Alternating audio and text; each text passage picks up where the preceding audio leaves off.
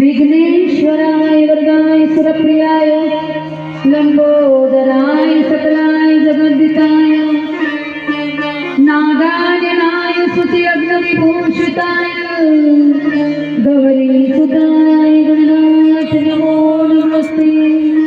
गजानन गणपति महाराज की जय। चढ़ा दीजिए गजानन दादा।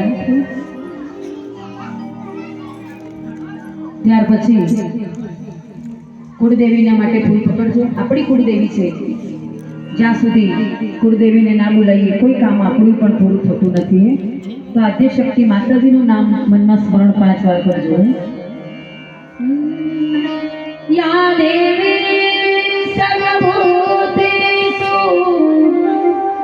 मा शान्तिरूपेण संस्थिता नमस्तस्यै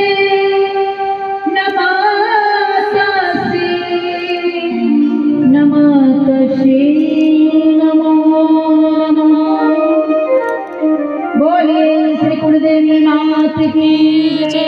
मानी छवि से ये पर चढ़ावी देजो અને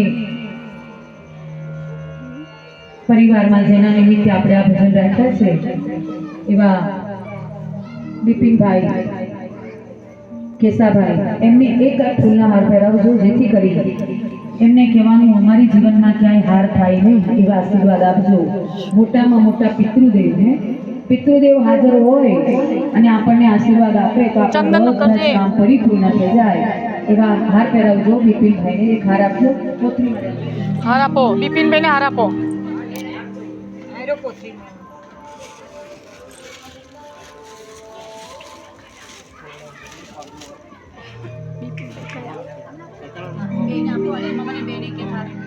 બીજો એમને દે, બીજો હાર લે એમને।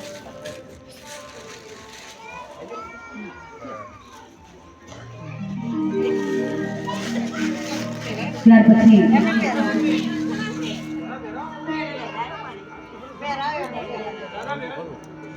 ફોટા નથી પહેરાવાના છે। કુસુમબેન હરખો કરજો હાર। દરેક દીકરીઓ આવી જાઓ। ઘરની 3 દીકરીઓ છે, 3 દીકરીઓ જમાઈ સાથે આવો। આજે દીકરીઓ પારસ મણી જ્યાં અડાડો ત્યાં સોનું હે।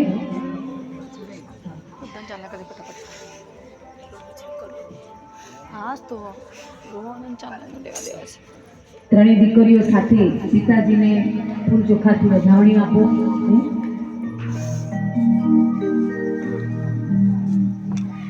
મારા બિપિનભાઈ કેસાભાઈ આજે દરેકને આશીર્વાદ આપી અને આજના ભજનમાં દરેકની મનની મનોકામના પૂરી કરશે અને કરશે ને। કારણ કે પિતૃદેવમાં ખૂબ તાકાત હોય છે। જો એને સમરીને કોઈ કામ કરવા નીકળી જાઓ તો પછી ધાર્યું કામ થાય। આજે એમના જોડે માંગી લેવાનું કે પરિવારમાં હે ફૂલ ચોખા વધાવજો।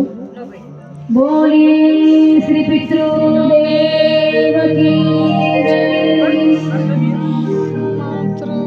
અને આ ઢોલને ચાલના કરી દેજો। એક જણાવી